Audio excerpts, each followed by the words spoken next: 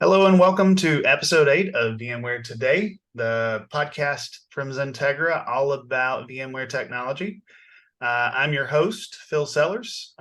We like to bill these podcasts as podcasting with context.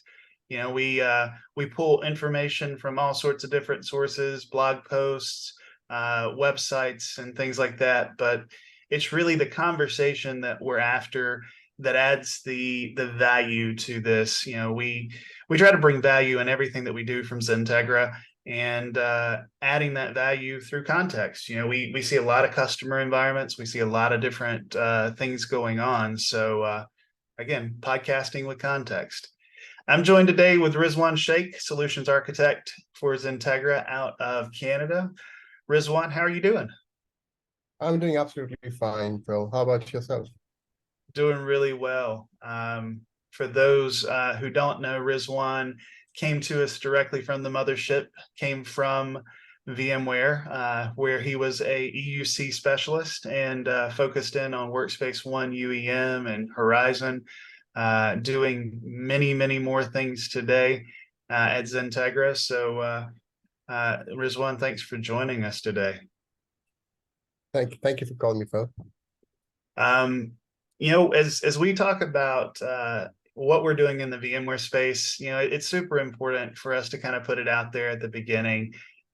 From a VMware perspective, one of the things that we hear most often is, man, the solutions are really expensive. What are my alternatives? What are we doing? And if you're asking those questions, maybe there's something that you're not getting. Are you using all of the value of the platform and the software that you're getting from VMware? And if the answer is no, if you're only using one or two things, well, maybe you need a different partner, and that's where we could help.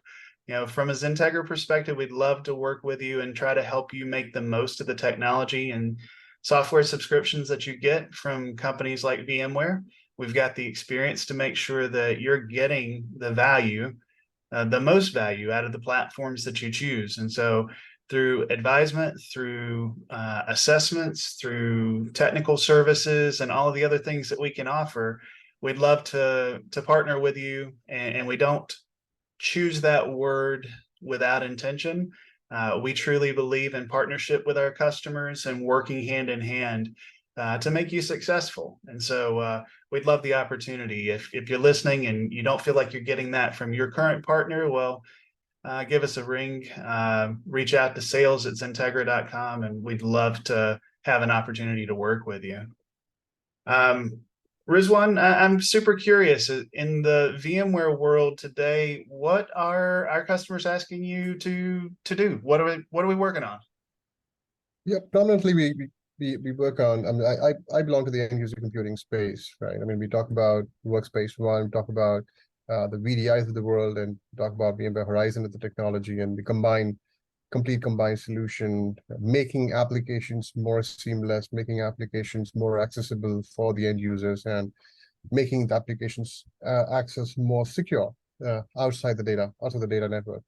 So that's where we come across, right? And having to say this, I mean, we scale around everything, right? We scale around cloud, multi clouds. We come across on-prem, and there are a lot of moving components that we see here, right, Phil? I mean, we talk about, like, you've been in end user computing space, and you know pretty much like how the complete stuff works. And to have this thing properly aligned, you need to have a proper secure solution. You need to have a solution that can scale up as and when needed, as and scale up the application as when needed. You need a resource, you need a layer where it can talk to multiple other internal layers in a more seamless way, in a more seamless fashion. So that's where it comes across in the end user computing space. So that's the more needed solution across the market today. Yeah, I love what you said at the beginning. Talking about scaling out, talking about securing the environment. I'm actually going to be spending some time, excuse me, with a VMUG group up in New Jersey later this week. We're doing a the Marvels movie release event, and that's actually the topic that we're going to be talking about. We're going to be talking about transforming your app delivery, transforming your security posture with VMware tools. So I'm super excited to be spending some time with folks talking around that exact topic.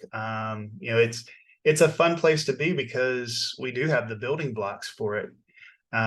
Customers may not see it, and that's where we come in, right? And that's where we need to be educating and be pushing that word out. So, looking forward to that event on Friday. Amazing. You talked there about the integration of these solutions, and there's a really big place where that intersection happens. And when we start talking about scale out and scale up architectures, when we talk about balancing good performance and things like that, I mean, the logical place that we go is load balancers. And there's a lot of different choices out there, a lot of traditional choices, your F5s, your A10s, your NetScalers. But I don't think that's Absolutely. exactly what you're thinking about when you're starting to talk about scale out and have that integration. So what's potentially a better way of doing that? Well, if you look at all of these load balancers that we talked about today, to name a few, like NetScalers and the F5 that you have said, these are predominantly more becomes monolithic when we talk about scaling up or scaling out the application access for the end user, meeting up the exact throughput and ensuring that the users get those seamless experience, get those seamless access. That's pretty much becomes a little difficult when it comes to meet up with the throughput requirement.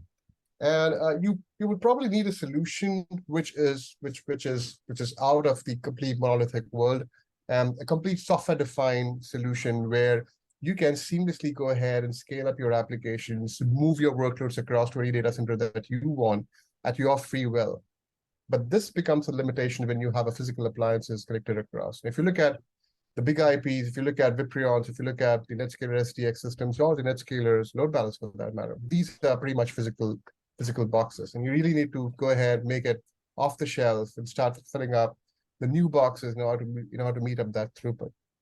And of course, these are not movable at all, right? So Yeah, you would need to have that kind of solutions coming in market. yeah, it's interesting because, like, you start talking about load balancers and physical appliances.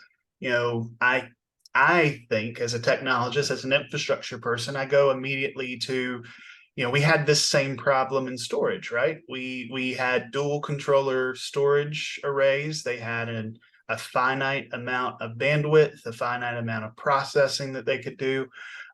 We had the same problem with load balancers in the traditional form, right? Exactly. Exactly. That's the same thing that we face here. That's the same thing every customer faces today. And you would really need to have that solution which can really replace these solutions and go up and meet up your throughput as much as you want. Yeah. Think about a banking environment where they would need a throughput as a certain amount of time in a year. Like, let's say if there's an auditing going on in the bank, the application access is pretty high from the end users, and you really need that much amount of throughput to handle all those application traffic.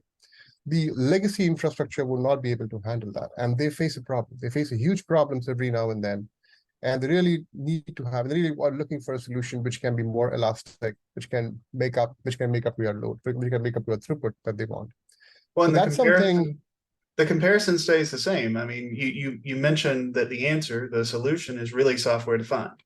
That was the answer in the storage conversation. That's the answer here in the load balancing conversation. Again, is software defined and the ability to scale out to achieve those larger throughputs, those larger workloads. Absolutely, Phil. And that's where people are looking at. And something that we can go ahead, deploy the solution off the shelf on the cloud or on-premise, and then start load balancing your stuff. I mean, it can be a local load balancer, it can be a global load balancer, it can be also to secure your web traffic with application firewall. And that's something, if it is achievable, nothing like that. We really need to have that kind of solution in place. That's what the customers are talking about today.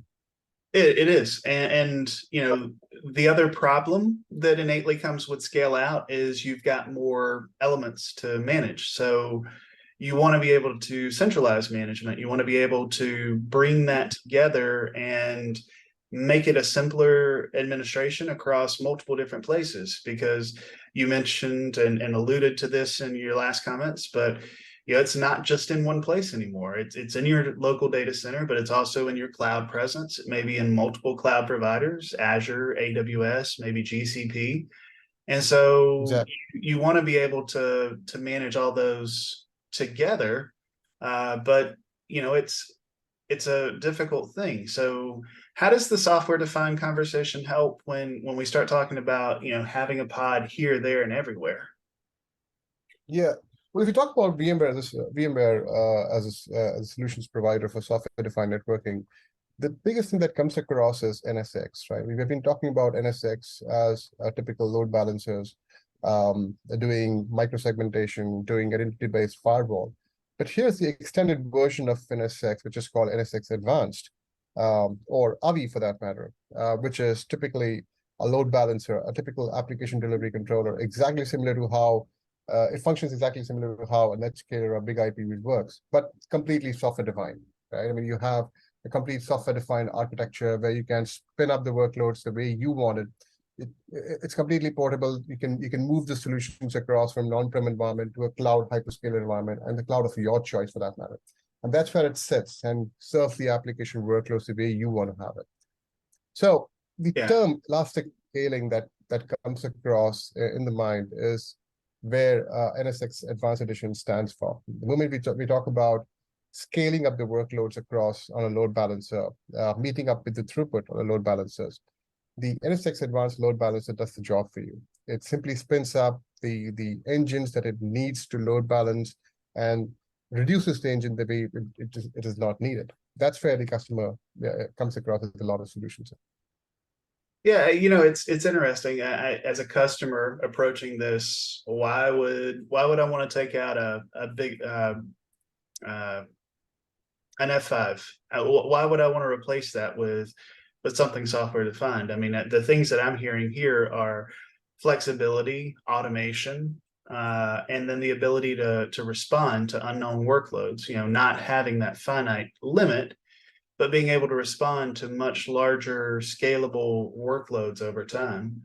Um, One of the other interesting things that comes to mind, and maybe it's because I've spent some time in the app dev or DevOps sort of world, but when we start talking about orchestrating containers, containerized or cloud native applications, load balancing Yep. becomes a critical part of that infrastructure planning. And Correct.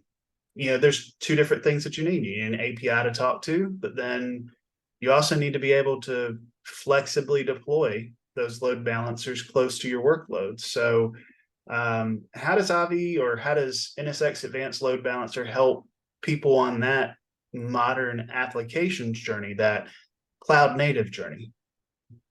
Well, to talk about NSX AVI, AVI comes with a very different architecture that exactly what you see on a traditional load balancer. It's pretty much different than what you see on a traditional load balancer. You would have a controller, which is basically the brain of NSX AVI, and this is the one who actually makes decisions on to which services needs more capability or more throughput to load balance and do all the functionalities, and which service does not need much of a throughput. So based on that, it starts spinning up multiple load balancers in the instance itself. So you can talk about like controller as a complete processing solution or a processor, like a CPU or a brain for the complete load balancer solution. And then there's something called as service engines, which are actual load balancers, which load balances the application at the backend at the backend side. Now, when we talk about load balancing services, right? When we talk about load balancing applications, it's more of load balancing services of those applications. Now, typically we talk about containerization, or typically we talk about Kubernetes as a solution, or even if we talk about a normal applications like Horizon workloads or Workspace ONE, it's only the service which is load balanced across on the load balancer. Now, Avi takes a pretty much advantage of that. I mean, it can simply go ahead, have a complete visibility of that service across, and have a complete integration with all the VMware solutions that we have today in the market. So there is a market integration which is available with Avi along with all the VMware solutions.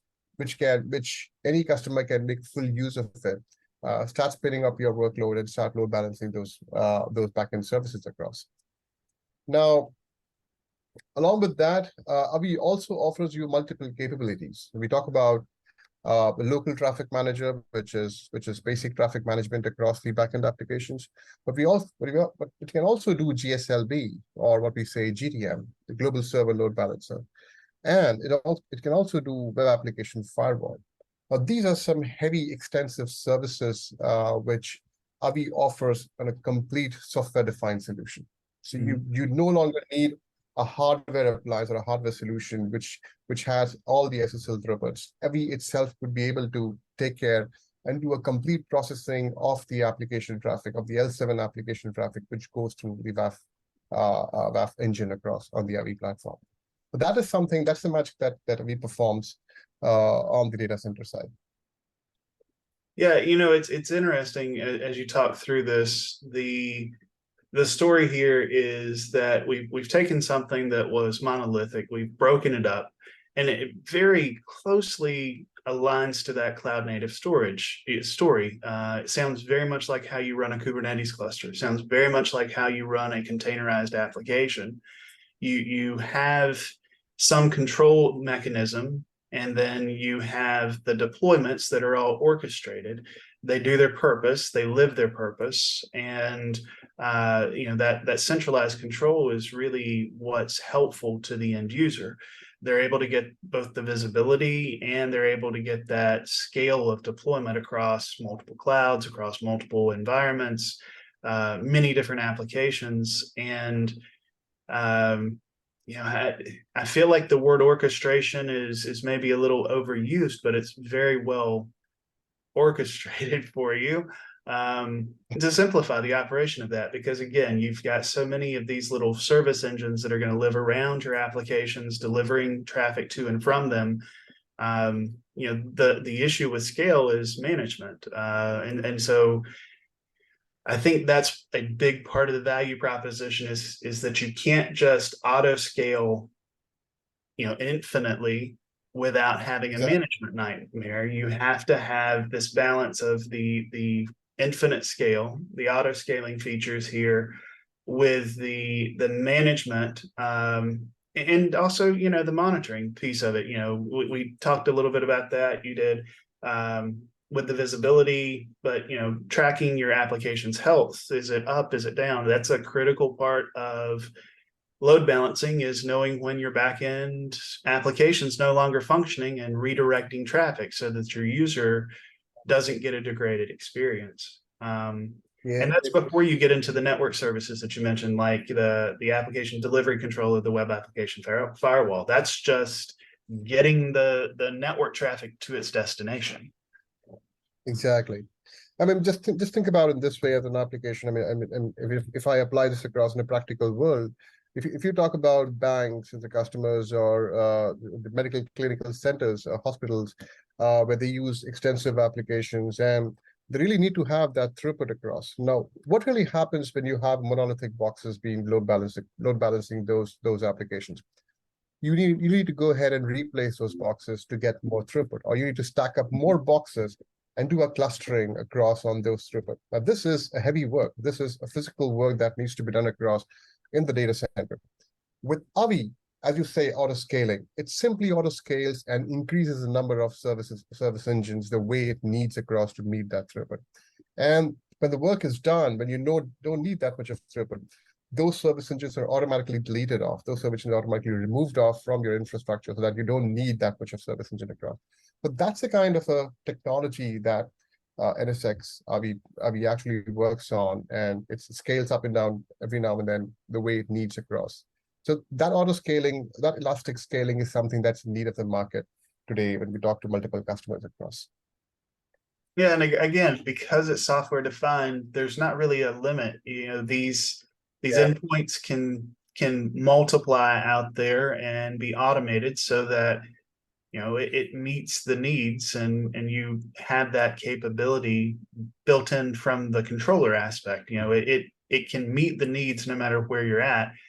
no more artificial limitations of a physical box. And you're right. I mean, I've been through a number of those lift and shift exercises. There are some, you know, boxes that have, artificial limits based on licensing, and then you can raise its Yeah, capability with licensing. But at a certain point, you get to a very real limitation of what the box can do. A single box can only support so much traffic.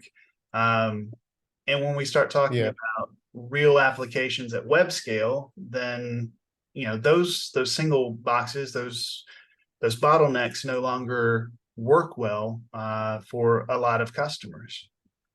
And that's a serious challenge. If you look at across the environment, that poses a very serious challenge across. Yeah. Well, the challenge for me as a customer was, I had a pair of load balancers sitting in a physical location, but not all of my workloads were at that location anymore. I Yeah. think, from my prior experience, and, full disclosure, I was an ABI customer before VMware acquired the company. We worked with them during and post the acquisition. So, I've had hands-on both before and after, the VMware acquisition of ABI and the rebranding to NSX Advanced Load Balancer. Um, the thing that we found was, there's flexibility in being able to place these smaller service engines closer to the application that it's trying to deliver. I may have 10 gigabits of throughput and capacity sitting in my data center here in town, but that may not be where I need the capacity today. I may need it in Azure US East, or I may need it in AWS Central. And so the software defined story becomes a really useful thing. It's not just necessarily an obvious solution. We certainly use that with other vendors as well, with concepts of, flexible capacity licensing based on the total throughput, and then being able to place it in the region where it's most advantageous to our customer. All of those concepts definitely come in when we start talking about flexibility to the end customer. I do want to spend a little bit of time, digging a little deeper into some of the additional network services, because, we can't talk about delivering applications. We can't talk about delivering any kind of software out to whether it's internal customers or external customers without talking security. And so you mentioned the web application firewall. That becomes a really critical piece that shifts it from a load balancer to a application delivery controller. So can we talk a little more, I guess, the benefits of the web application firewall, and what's VMware doing here to help customers? Well, I have seen the more demand for application firewall coming up from BFSI segments, the banking and finance, and the biggest important stuff that they talk about is like, how do we go ahead and manage these applications, secure these applications across while we provide access to these applications outside the world. And the biggest thing what AVI provides here is if you look at the application firewall, application firewalls really works on all the L7 traffic that comes across, right? And you really need to have. There was a time where we used to think about the perception was to have a physical appliance to match and to process those SSL throughputs when it comes to processing of WAF traffic. Now, when we go ahead and we talk about AVI as a load balancer, and one of our customers, they actually did an apple-to-apple comparison between a traditional load balancer and AVI as a load balancer. And when we talk about an apple-to-apple comparison, the throughput level across both the load balancers are pretty much the same. In fact, at points, AVI had actually exceeded the performance level which were needed for that particular application, security level which was needed for that particular application, more than what the other traditional load balancer did. So likewise, if you look at the WAF capability that comes across, it has got both the channels open. It has got the positive learning modules that you go ahead and prepare the traffic across how the way you want it. And you also have the negative signature, the black signatures that comes across that you can build it up actually. So Avi provides you that orchestration to build up that signatures for you, either automatic or you can also recode those signatures, push those signatures across in the Avi box and make it for yourself. So if you have a team who's sitting, typically in the organization, you have a security team sitting over there, or the team who knows about WAF, who's working on those codes. I mean, they do the coding, they do recoding, and it becomes pretty flexible for them to do a coding and recoding across an Avi engine. But that's something which was a key point, which was seen across by many of our customers, and that's where the take was for that. And again, Avi WAF with auto scaling is a pretty good combination. If you talk about, I mean, the customer first went ahead, pushed across one application, they start pulling up the other applications as well to process across WAF. So this made Avi more and more durable and more stable across in the customer environment. Yeah, that definitely makes sense. I mean, from an adoption standpoint, when we have something good, it tends to roll out really quickly once you get a taste of it. And I can attest from administration and looking at the user interface and things like that. This is an easy product to roll into your environment and to adopt, because you have great tooling inside of it to be able to scale and to replicate things. From a security services standpoint, I mean, Avi's got all the things you would think of from a WAF solution. You've got rate limiting, you've got protection from distributed denial of service attacks. You've got some malware protection and things built in there. But you talked specifically about SSL and the encryption. For a WAF to do its job, I think it's important for people to understand that it has to decode that traffic to look inside of it. And so, there's a couple different design scenarios, and one is you can have your load balancer sit in front of the application and let it do all the decoding, and then you've got decoded traffic going to the web application behind it. That's not a recommended architecture, because then you have exposed information on the wire. So what you're really looking for is something that can decode and re-encode quickly, and look inside of the actual workload. And so, that speed to which Avi's able to do that is a huge step forward. I think back to the day when, it was a selling feature to have specialty hardware with SSL offload chips. You could do that SSL compute onto its own chip and things like. We've moved away from that, though, here with this solution. This is all based on commodity hardware. There's nothing special you need in your boxes, right?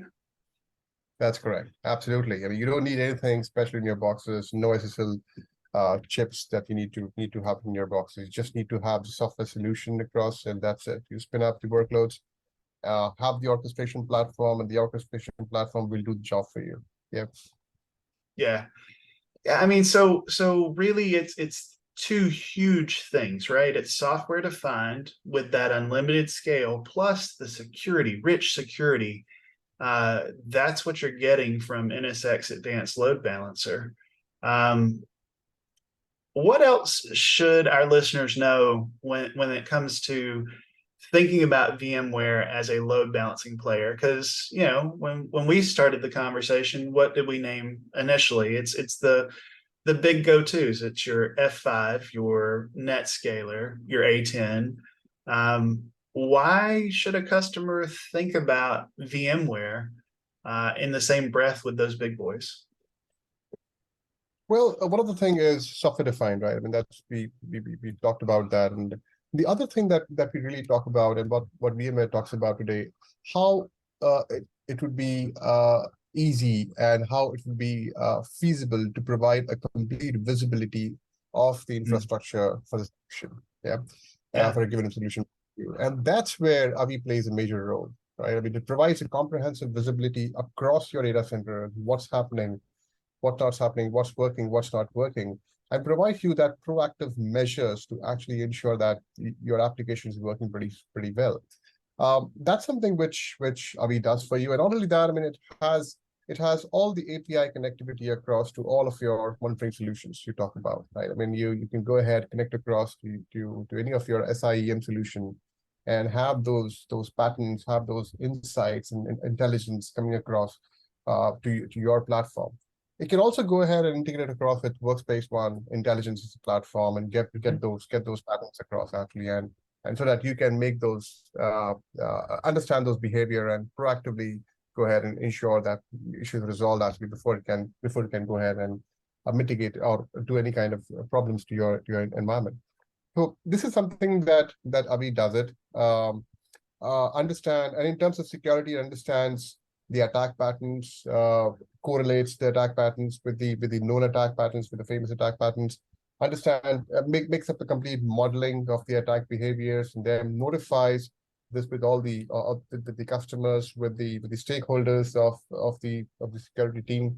And that's the key thing what a customer needs, right? I mean, something which can proactively go ahead resolve issues for you, and something which should also notify what things have gone wrong and how it was resolved. And you need to do this. That's something which we talk about in automation or an orchestration platform. So that's what Avi provides to you today.